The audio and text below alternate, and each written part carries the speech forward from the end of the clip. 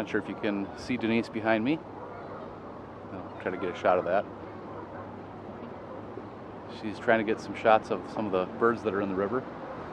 She's got the longer lens, the 135, obviously not as long as you would need for really great wildlife shots that are this far away, but we've got lots of geese and seagulls. There's at least one egret out there.